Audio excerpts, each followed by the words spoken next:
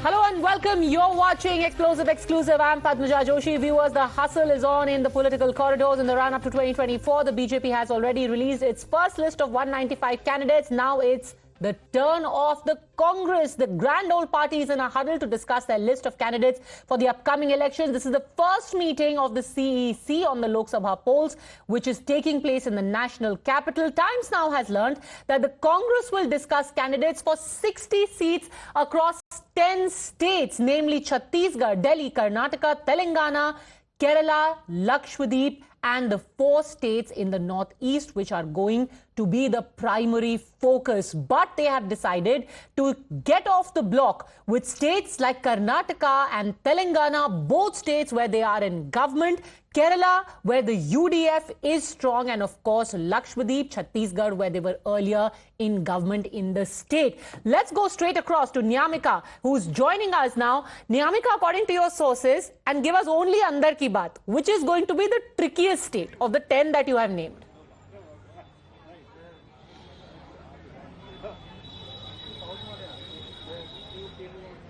Well, the most crucial decision is going to be taken for the state of Kerala, because from there it is Rahul Gandhi who had contested from the Wayanad seat, and this time it is interesting to see because Rahul Gandhi has already made it very clear to the party leadership that he is willing to contest from the Wayanad seat itself, as a proposal was also being given by the state unit to him that he can switch from the seat of Wayanad, as already left has given its candidate, which is Annie Raja, who is the wife of D. Raja, who is a very senior leader of the left party, and that is the reason why a proposal was being given to Rahul Gandhi to switch from the seat of Wayanad. But now it is being clarified on the part of Rahul Gandhi that he wants to contest from the Wayanad seat only, and that is the reason why today the final stamp will be put on upon his name in today's CEC meeting, which is the first CEC meeting of the Congress party for the upcoming 2024 general elections. Apart from that, Delhi is also amongst those areas where the Congress party is going to take very crucial decisions, because 3 seats have been given to the Congress party by Aam Aadmi Party, and for that matter, Chandni Chowk is one of those constituencies where there are several names which are going on under discussions, because Alka Lamba's name is also being there. Sandeep Dixit is also trying to contest from the Chandni Chowk Lok Sabha seat, and apart from that, it is also JP Aggarwal who is also among the name for the candidates of the Congress party. Let's break this down one by one, Nyamika. Number of states that you have named. Let's break it down one by one in the various states of the list that Nyamika has accessed. So let's get you started with the state of Delhi, with the place Delhi, where 3 seats, remember, out of 7, 4 seats have been given to the Aam Aadmi Party in the seat sharing discussion, and 3 seats are with the Congress to fight there. Let me quickly introduce to you also the guests who are going to help us decode the names on these lists. Rashid Kidwai and Neerja Chowdhury, both senior journalists, and political analyst Ramneek Maan joining us now. So let me get started with the Chandni Chowk seat. Alka Lamba is said to be one of the contestants. We've got 3 probables over here. So the first one is Alka Lamba. In addition to that, all right, so Alka Lamba is along with Jayaprakash Aggarwal and Sandeep Dixit are the 3 probables from the Chandni Chowk seat. So let's get started. Neerja ji, what do you make of this? Alka Lamba, JP Aggarwal and Sandeep Dixit being considered from Chandni Chowk. Who do you think is the likeliest to get this? Look, it's a very hotly contested one, because JP Aggarwal is an old hand, Alka Lamba is a woman, and she's been quite active of late on behalf of the Congress. And of course, Sandeep Dixit, the son of Sheila Dixit, the former Chief Minister of Delhi, is also making a bid for the seat. Whether he'll get it is another matter. I think it may narrow down between Alka Lamba and JP Aggarwal. Will the party choose a woman face from Chandni Chowk, a break from the past in that sense? Or will they play it safe and go for JP Aggarwal? That is what they will have to decide. But it's a very important seat. It's a very important seat. Very important, and a lot of people say that of the 3 seats, the 2 where they have the best chances are Arvinder Singh Lavli's seat and perhaps Chandni Chowk. Rashid Kidwai, who do you think among these 3 could get Chandni Chowk? Yeah, so Padmaja, I think Alka Lamba is a favorite because she's a woman. She's, made a head of, Mahila Congress, and she's a sort of favorite of Rahul Gandhi currently and Sonia Gandhi, etc. So I see where JP Aggarwal has lost their number of occasions, and Sandeep Dixit, of course, belongs to another constituency, and there is, of course, thing he was part of G23, etc. So I think in that candidate, Parveen Khandelwal, he belongs to the, a trader community, so JP Aggarwal would have. That when Alka Lamba had fought the assembly elections here, she had got, I think she'd got less than 4,000 votes at that time, and she had turned out to be the number 3 candidate on the assembly ticket here in Chandni Chowk only. But well, this is a Lok Sabha seat. Let's take a look at the next seat that we are considering. Northeast Delhi, very interesting. You've got a former PCC chief, Ramneek Maan, Pradesh Congress Committee chief, Anil Chaudhary, and then you have got Arvinder Singh Ravli, who is the current PCC chief. Who will get this? Northeast Delhi. See, well, it really depends on how the Congress party wants to play out this time. If they are trying to play out on the sentiment of the Sikh votes, then they will try and go for Arvinder Singh Ravli because, the first Sikh candidate that you see in Lok Sabha across the width of this country is 2,933 kilometers.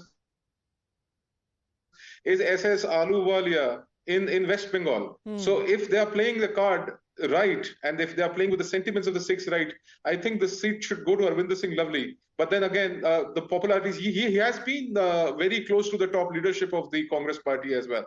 So in my opinion, I see Arvinder Ravli winning this one. Rashid Saab? No, not winning the seat. But at least getting this one, we don't know about who's going to win. Rashid Saab? No, not the, yeah, high on symbolism. Mr. Lavli had left the party and has come back. So that's also, goes in his favor. I think the Congress this time, Padmaja, this is my understanding, is going a lot on, symbolism. So symbolically, it makes a lot of sense to give ticket to Mr. Lavli. Okay, but will the fact that he had left the party, gone to the BJP, done a ghar wapasi, going to be held against him? Or is there going to be some mohabbat ki dukaan for Arvinder Singh Lavli also? Let's take a look at the third seat of Delhi, which is Northwest Delhi, which is in the khata of the Congress. Krishna Tirath versus Udit Raj. Udit Raj, quite a controversy creator. Krishna Tirath has been a former minister in the UPA government, and this, of course, is a reserved seat. Neerja ji, who among the two? I think I would consider Udit Raj as the front runner. Of course, Krishna Tirath is an old hand. We all know that. But the way things have been, the buzz that we hear from the Congress and people batting for Udit Raj, I would certainly put my money behind Udit Raj. In fact, we're just getting in news that the CEC has begun and the screening committee from Kerala has sent one solitary single name to the CEC for Wayanad, and that's hardly surprising. They have decided to give only Rahul Gandhi's name. Niyamika.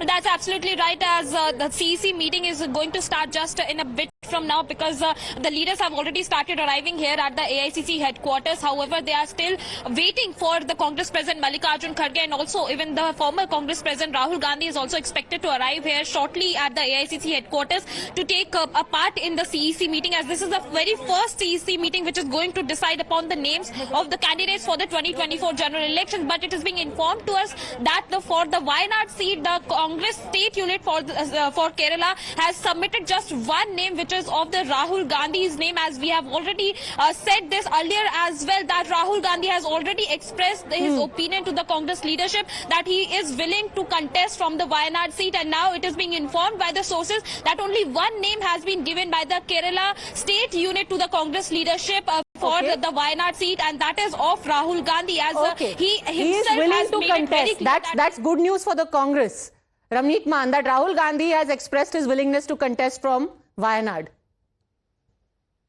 I don't know what to say on that. He should have actually gone back to UP and, he should have tested waters in Uttar Pradesh. That is what I feel. But then again, it's going to be a losing seat. See, his mother has left their old guard seat and she contested Rajya Sabha from Rajasthan. So it is only safe bet for, Rahul Gandhi to go back to Wayanad. No, but he's apparently doing both. Rashid Saab is shaking his head. Quick response, Rashid Saab. Yeah, I think Padmaja is very important for the Congress. There is no scope for bravado. There is no scope for adventurism. So Mr. Rahul Gandhi is now established member of parliament from Wayanad. He should stick to it because this adventurism, in any case, 2 seats, Padmaja, is never a good idea. It's just conflicting signals. And in Wayanad, if he had left that seat, then that would have shown that Rahul Gandhi, doesn't stick to one place. He's confused. Single name goes. Okay.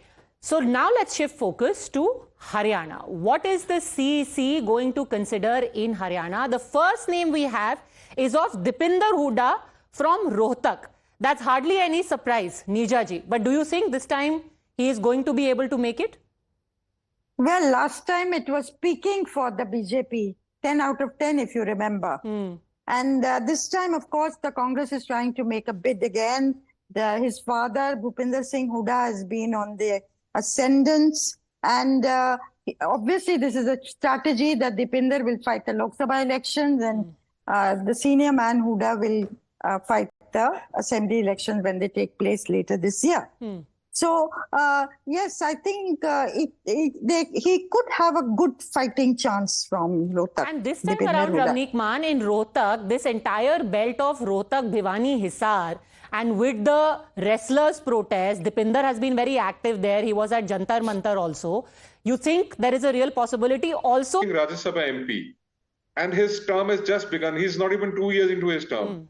So him contesting a Lok Sabha while being a sitting Rajya Sabha is also something which tells a lot about how, Bhupinder Singh Hooda has been able to assert himself and his family over the rest of the candidates.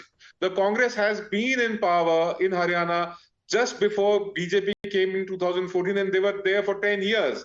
So they don't have a leader who can face any BJP contestant from Rohtak. That is one surprise. Second surprise is that, the old guard, Bhupinder Hooda himself, is not coming into the foray. That means that he's clearly intending to try and pit himself as the chief ministerial candidate from the Congress party in the upcoming Vidhan Sabha elections too. Number 3, yes, Randeep can also be probable from Rohtak, but pitting Jat against a Jat, established Jat, be somebody like Mr. Sharma, who would won by a very bleak margin. That's how you split the votes from the center. And you can always hope that JJP or the INLD could pit a Jat candidate against Hooda and divide the votes. Next candidate that we are looking at is Colonel Rohit Chowdhury from Sonipat. Rashid Kidbhai, Colonel Chowdhury been very active. Rahul Gandhi just today, in fact, has again spoken of Agniveer. And Colonel Chowdhury, as the head of the ex-serviceman cell, has been apparently, or so I'm told, the architect of this entire poll plank. What do you make of his chances of getting this seat? Yes, Padmaja, I think he's a front runner. And look, the Congress script for Lok Sabha election is very clear. They want to, put their best foot forward, whether it is Deepender or where there is Colonel Rohit Chowdhury or anyone else, or that SRK we keep talking about, SRK being Shailja and Randeep and Kiran, that is a counterbalance to the Hoodas in Haryana politics. Attempt is to get everyone on board and see. Remember, Haryana is one state where there is a state government also BJP, so there is an element of anti-incumbency. And about Rajya Sabha, if in October, if Congress can win, then this Rajya Sabha thing will not be a problem. Of course, if Congress loses, then and Randeep wins, Deepender Hooda wins, then there is a problem, because then they lose that Rajya Sabha seat that my friend Mr. Man was referring to. So these are the complexities, but I think Lok Sabha first, and the Congress wants to put its strongest face on the card. 2 more seats that we are looking at now. The third seat is that of JP Jayaprakash from Hisar. And the fourth one, of course, is Kumari Shailja herself, who is in all likelihood going to get a ticket from Ambala. Neerja ji, right now, the bigger question I want to ask is, in the tickets that are given in Haryana, will Bhupinder Hooda's people get more tickets, or will Kumari Shailja's people get more tickets? I think I would suspect that Mr. Hooda will get more tickets. But, given the mood in the Congress to also win every seat they possibly can. So this factional war that has afflicted the party for a very long time, Shailja versus Mr. Hooda, I think they may not make it a sticky point this time because they have to, as I say, win every seat. They're fighting back. So Ambala, I would say certainly shall just stand a very good chance to get the ticket. Okay, one more seat, Kuldeep Sharma, whose candidature is being considered from Karnal. But is it true, Rashid Saab, that of late Rahul Gandhi has tried to play down the factionalism and has given more of a boost to the Hoodas and said, you do your thing? I won't listen to the detractors. Yes, but I think Rahul Gandhi is not alone when it comes to, ticket distribution, and a very kind of, professional assessment is being made of individual seats, and a lot of survey agencies and pollsters have been employed. I think Mr. Kuldeep Sharma or his son Jitendra, he's also, a contender there. These are the very powerful families of, Haryana. And of course, some of them belong to the other political parties and are independent MPs. So a lot of things are going to be, factored in. But yes, this family, Sharma family of Rajasthan, of Haryana is very much there. I think father or son are likely to get a ticket. Okay, Ramnik Ma wants to quickly respond. Yeah, so, see, the thing is that Kuldeep Sharma had a base in Karnal. He has been the speaker of Haryana Vidhan Sabha, all right. But at the same time, he comes from the Brahmin community, whereas Karnal is predominantly a Punjabi seat, where, the chief minister, it's also the chief minister's hometown, it's the chief minister's seat. The chief minister comes from Karnal as a MLA. So as of now, Sanjay Bhatia is the sitting MP from Karnal, and he won with a record margin of votes. He achieved over 50% votes. So for any Congress contestant to come and win against a BJP Punjabi candidate, you have to, really factor in the caste combination. You also have to factor in it's the chief minister's seat. So it's not going to be easy for the Congress to bring any candidate and win, because they have already achieved 50% plus. As the BJP says, you see. Well, Ramnik Man, when the BJP made Mr. Khattar the chief minister instead of a Jat, everyone thought it was a master stroke. Who knows, the Congress will field a Brahmin from a Punjabi seat and they will have their own master stroke from Karnal. I have to take a very quick break at this point, but we'll come back to Rajasthan. From Rohtak, we will go to Rajasthan, but that's in just a minute. Don't go anywhere.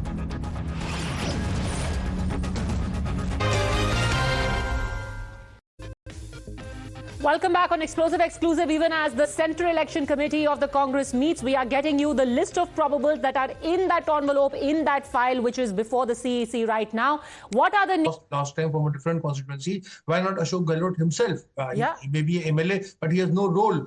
So I think there's going to be a lot of heated discussion in the Central Election Committee meeting on these names. Vaibhav Gehlot's name is coming from some, quarters. But he is not capable of winning election on his own strength. And a change in constituency is inconsequential in that sense. Ramnik Man, in Jalore, the BJP has also changed its candidate. They had got Devji Patel, they replaced him with Lubbaram Chaudhary. And now the former CM's son suddenly comes to Jalore from Jodhpur. Why? You see, first things first, let's clarify this in mind, because the BJP is targeting 400 plus with NDA and 370 at its own. We are talking about something which is equivalent to the repeat of 1984 under Rajiv Gandhi, where they had clocked 49% of the entire vote, and BJP today is trying to target 51% of the vote.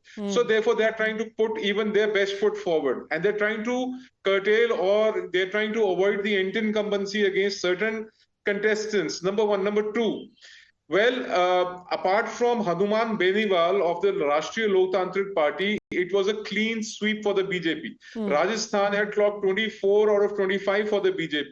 So BJP is also not leaving any stones unturned, and Congress is also trying to put its best foot forward via sending the chief minister's son. But, mark my words again, this is going to be a literal whitewash. Rajasthan is going to be a whitewash. It's going to be a surprise.